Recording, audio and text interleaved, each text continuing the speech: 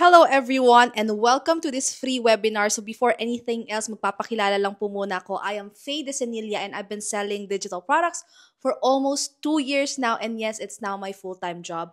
I was an auditor before, isa po akong CPA, and I resigned from it noong May 2023 to really focus on this kind of business. I know you're interested to know how people earn from selling digital products, so wag na tayo magpaligoy-ligoy pa.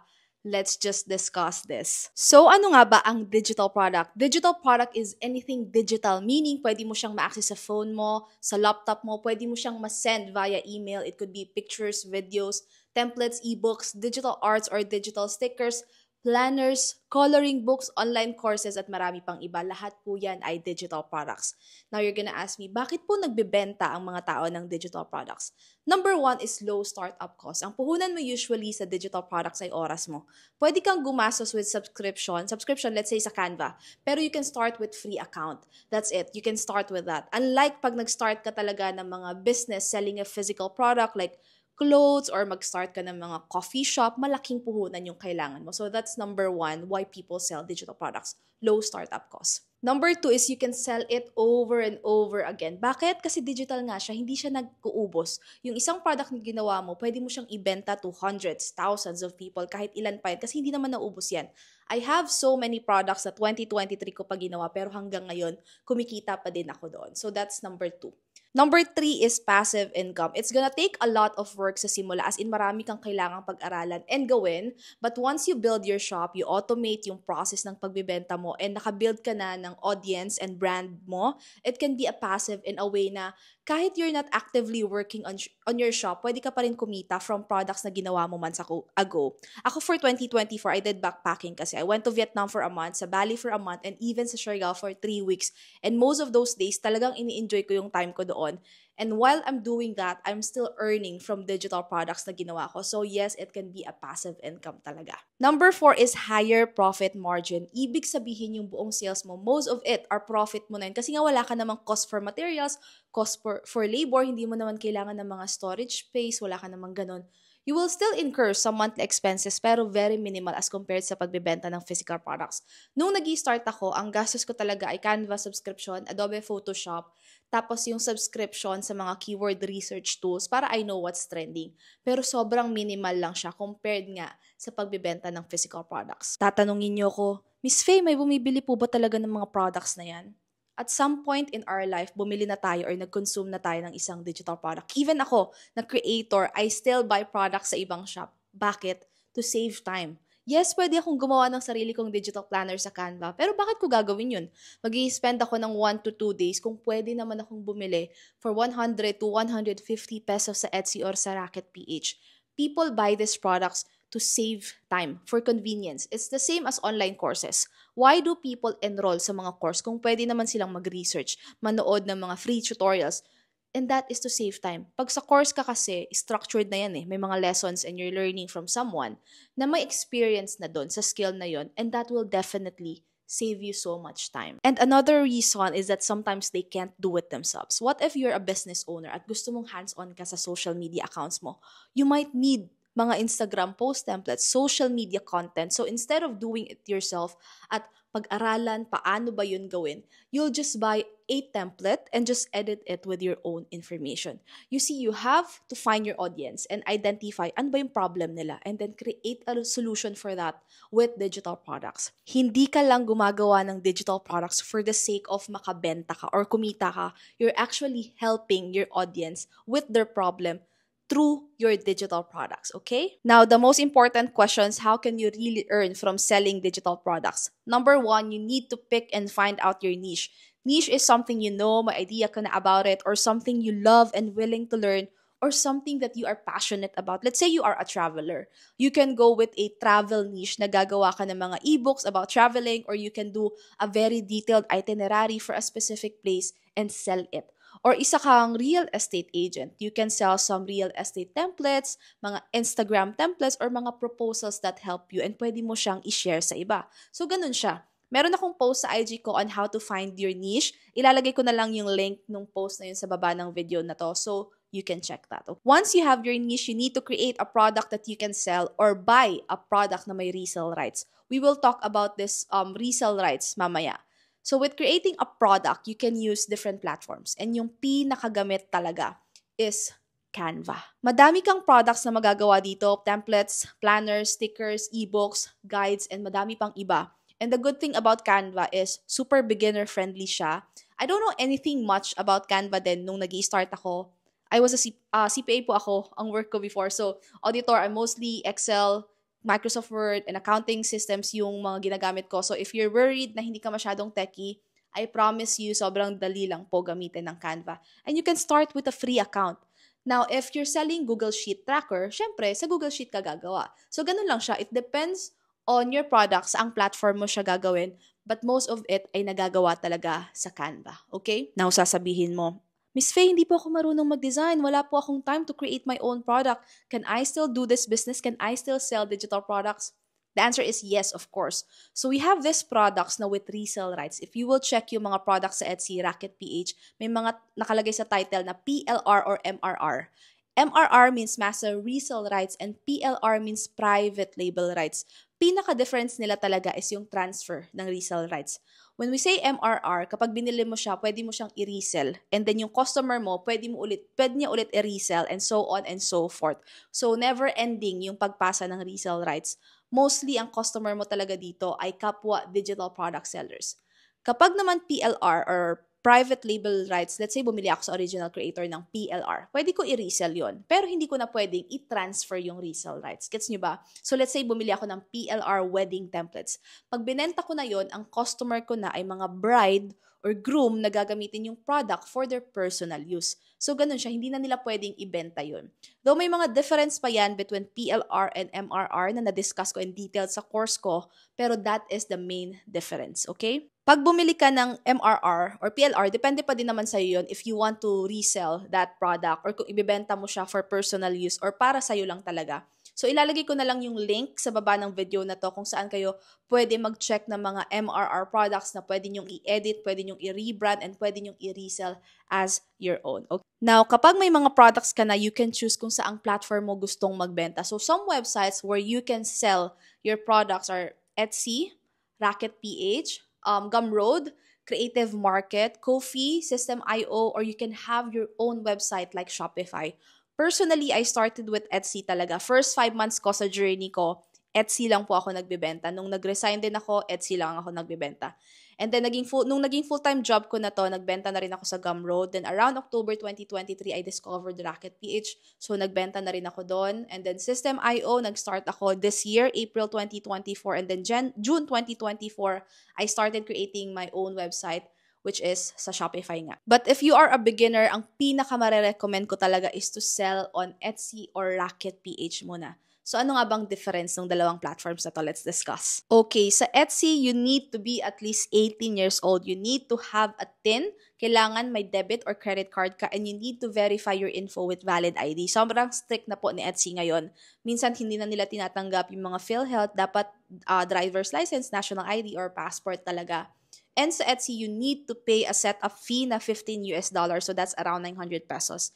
And may listing fee din po na 12 pesos kada product. So kailangan mo talaga ng puhunan dito. Meron pang ibang fees sa Etsy once makabenta ka. And this is actually discussed and detailed sa course ko. But the good thing is, Etsy already built a good reputation and millions of customers from all over the world go to this website just to buy digital products. It's really a good platform. Lalo na kung ayaw mo nung nagmamarket sa social media or introvert ka, ayaw mo ipakita yung face mo, pwede yun. Etsy is good platform for that. Medyo strict na nga lang sila ngayon kasi I see a lot of shops getting suspended. Marami rin kasi na basta nag-open na lang tapos they're selling products na hindi naman pwede. So dun sa course ko, I discuss mga copyright, trademark, and yung mga reminders din before opening shop para maiwasan yung suspension. Okay? Now sa Racket PH naman, and this is what I always recommend talaga to everyone, especially yung mga first time marinig yung digital product, na sell first sa Racket PH. Kasi sa Racket PH, wala kang babayaran upfront. Kahit mag-post ka pa ng 100 products, it's all free. So kung nag-start ka pa lang, you wanna test the water first, ayaw mo muna maglabas ng malaking pera, then go for Racket PH muna. And once you know how to sell sa Racket PH, how to drive traffic to your shop, and how to market it, tapos kumikita ka na talaga, for sure, it will be easy for you to sell on Etsy or even nga sa sarili mong website, mas mapapadali na siya. So since PH is a very new platform, ang strategy talaga para makabenta is to market your products. You have to drive traffic to your own shop. And yes, pwedeng bumili dito yung mga from other countries or yung mga international customers kasi Racket PH accepts international payments. So it's a really good platform to start with. Actually, meron na silang affiliate program ngayon. Recently lang nila yan ni-launch. So, you can be affiliate sa isang seller. So, let's say yung products ko sa Racket PH, you can be an affiliate and promote yung products ko. I give 10% to 20% commission per product. So, magandang opportunity din po yan to earn money in case mas gamay mo ang pag-affiliate or ayaw mo pang gumawa ng sarili mong products. And if you want to be an affiliate, ilalagay ko na lang sa baba yung link ko for that. Okay. Going back, now let's say meron ka ng products. You already choose a platform to sell your product. Then you have to create a marketing photo. Ito yung tinatawag dating mock-up photos, kumbaga. So since digital product nga yung binibenta mo, you have to showcase your product sa customers. Like, ano bang itsura nun kapag gagamitin na namin? So your product can be on a phone, pwedeng sa tablet, pwedeng sa laptop, pwedeng sa paper, or parang mga wall arts kung wall arts ang binibenta mo. So, depende yan sa klase ng product mo. But mock-up photos are very important. So, you need to learn how to create an engaging mock-up photos. Sa Canva, usually ginagawa yan. So, magpapakita na lang ako ng mock-up templates na meron ako. That's applicable for any kind of digital product. Meron dyang phone, laptop, notebook, mga A4 size na paper para drag and drop ka na lang ng mga products mo. Sobrang makakasave ka ng time if may ganyan ka. And if i-check mo rin yung mga mock-up photos sa Racket PH, sa Etsy, usually ganyan din yung itsura. So, ilalagay ko na lang sa baba yung link ng mock-up templates na yan. Much better then if you can create a much more realistic mock-up photos. So, magpapakita na lang ulit ako. Yung mga ganyan kasi hindi mo siya magagawa sa Canva. But the process of doing that is discussed din po sa course na meron ako. So, meron diyang talagang realistic na book or realistic na mga tablet or phone. Okay? So once meron ka ng product, you already have the mock-up photos, then you can already list it sa mga platforms like Etsy and Racket PH. Pero hindi pa natatapos doon. Hindi pwedeng post ka lang ng post ng product tapos you'll wait for a miracle na may bumili. You have to market your product, especially with Racket PH. And there's a lot of ways to market your product. And yes, bago niyo po ako tanungin, yes, you can market your product without showing your face na katulad ng ginagawa ko. Lagi ko nare-receive yung question na yan. Ayoko pong ipakita yung mukha ko, makakabenta pa rin po ba ako? Again, there's a lot of ways to market your products. You can post on Facebook, you can post on Instagram, on TikTok. Market it using Pinterest to really find your target market. So, ang advice ko talaga sa students ko, if they would market sa mga social media, make sure they have an optimized social media account. Hindi pwedeng post ka ng post. Wala ka naman palang profile picture or hindi naman pala kompleto yung info sa account mo. Also, hindi na po uso ngayon yung mga hard selling na tinatawag, kumbaga, na you'll have a social media account for your shop tapos puro benta ka lang ng benta or post ka lang ng post ng products doon. You need to provide a value sa audience mo. Kumbaga, you're building a brand eh. You want your audience to know na she or he is an expert sa niche na to. So, I'll try to buy yung product niya. So, once meron ka na yan, you just have to be consistent with it. Hindi pwedeng one product, one marketing post, and then that's it. Iiwan mo na. You consistently market it. You create more products na related sa niche mo or related sa product mo na bumenta. Create your brand, build your audience, and really keep on improving your offers. Okay, to answer some frequently asked questions, number 1, pwede po bang kahit sa phone lang? So, meron tayong mga products na pwedeng magawa sa phone. Siguro like stickers, resume templates, or yung mga madali-dali lang. Pero to be honest with you, mahirap mag-edit ng products and lalong-lalo na yung marketing or yung mock-up photos sa Canva. Yes, you can access Canva sa phone, pero editing will take you hours na kayang gawin sa laptop ng 15 minutes or 30 minutes lang. Tinry ko na siya before and mahirap, parang lalong nagulo yung design ko. Siguro you can create yung products and mock-up photos sa mga computer shop, ganyan. Tapos marketing and yung pagbebenta mismo, pwede naman magawa yun sa Canva. Ay sa phone, you can access Racket PH or Etsy naman po sa phone nyo. Ang talagang problem lang is yung mismong creation ng product and yung paggawa ng mock-up photos. Even if you buy resellable products or mga MRR, kailangan mo pa rin gumawa ng sariling mock-up photos mo. Okay, so I recommend na at least meron kayong tablet or mga pang-beginner na laptop, hindi naman kailangan na sobrang taas ng specs. A basic one is okay, pwede ka na mag-start doon. Second question, pwede ba kahit anong age? Sa Etsy, at least 18 years old. Pero sa Rocket PH, they don't have any age requirement. So kahit na student ka pa lang, it's okay as long as you have one Filipino valid ID. Number 3 question, pwede ba to sa OFW? Yes, pwede as long as you have one Filipino valid ID. You can create and sell sa Rocket PH. Na-access po ang Rocket PH and even Etsy worldwide. So, pwede. Number 4 question, pwede bang walang bank account? Sa Etsy, required po na may bank account ka. Pero sa Rocket PH, okay lang kahit GCash lang ang meron ka or PayMy or any e-wallet payments, pwede kang magbenta sa Rocket PH.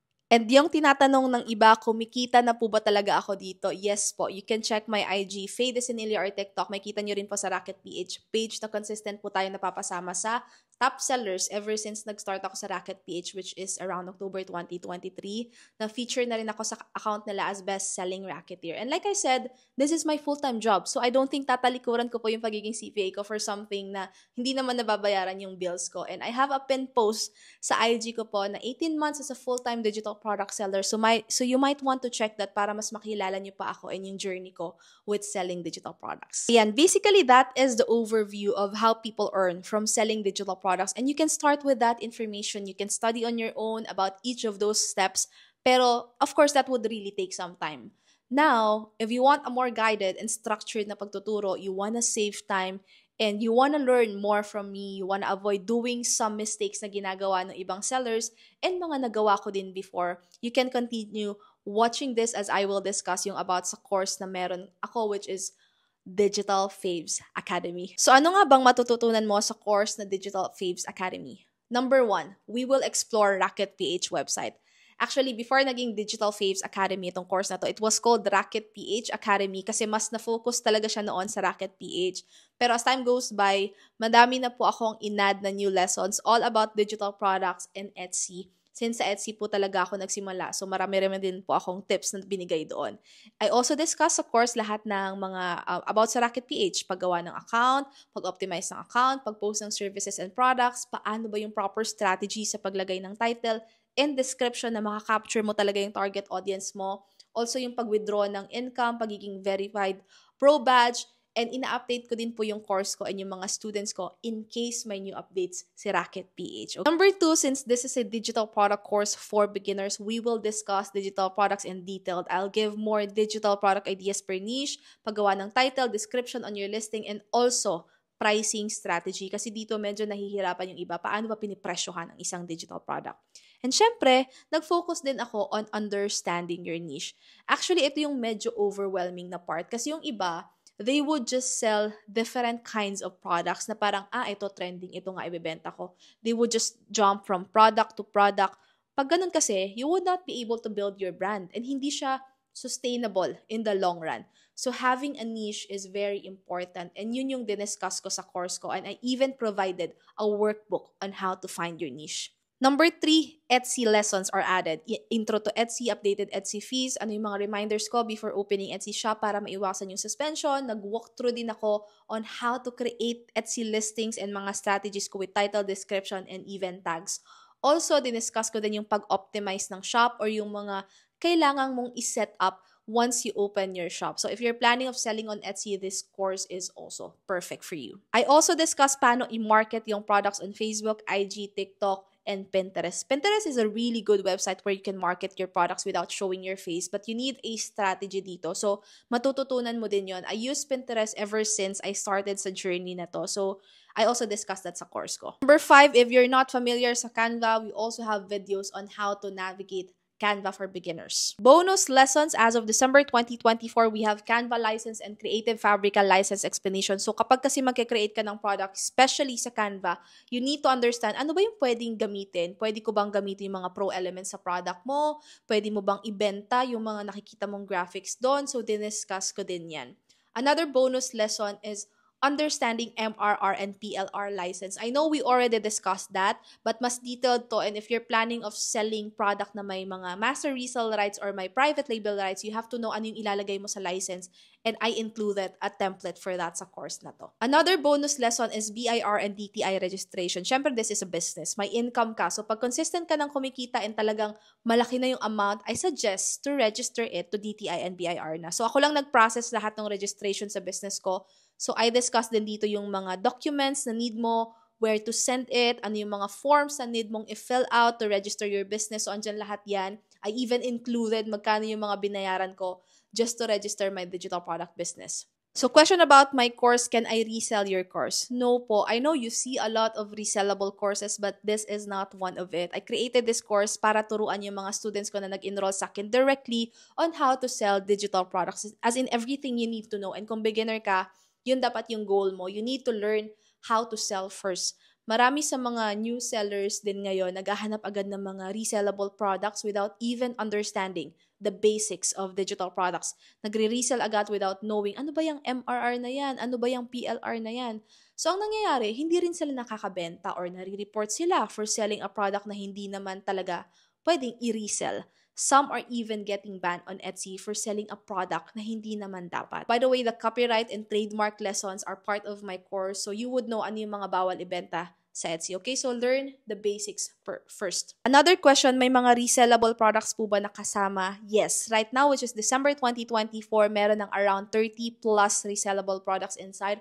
I can give you some sneak peek of it, and I even included kung saang niche siya pwede and even the minimum price that you can sell it for. Pwede mo siyang i-resell in case wala ka pang time to create a product on your own, and every month nag-a-add po ako dyan ng at least 4 MRR products. Live coaching po ba to or pre-recorded? These are pre-recorded videos, so anyone can access it anytime and pwede mo siyang balik-balikan. Pag may hindi ka po na-gets, pwede mo talaga siyang balikan ulit. And if may questions ka talaga, you can always message me sa Telegram group namin or sa private Facebook group. Andun po ako and I really prioritize answering question sa group na yon or yung question ng mga students ko. So wag niyo isipin na, ay, nag-enroll na ako sa'yo, nakuha ko na yung pera, papabayaan ko na kayo. Hindi po ako ganun, okay? If you wanna enroll, ilalagay ko na lang sa baba yung link. And if you have any more questions before kayo mag-enroll, you can always message me sa IG ko po, Faye Desenilia. Mas na-check ko po yung message doon kesa sa TikTok. And feel free to follow me rin since I post more tips and mga discounts sa IG ko from time to time. And that is all. And I hope you learned something from this webinar. Thank you so much. And sana lahat tayo maging successful sa business na to. Yun lang. Ciao!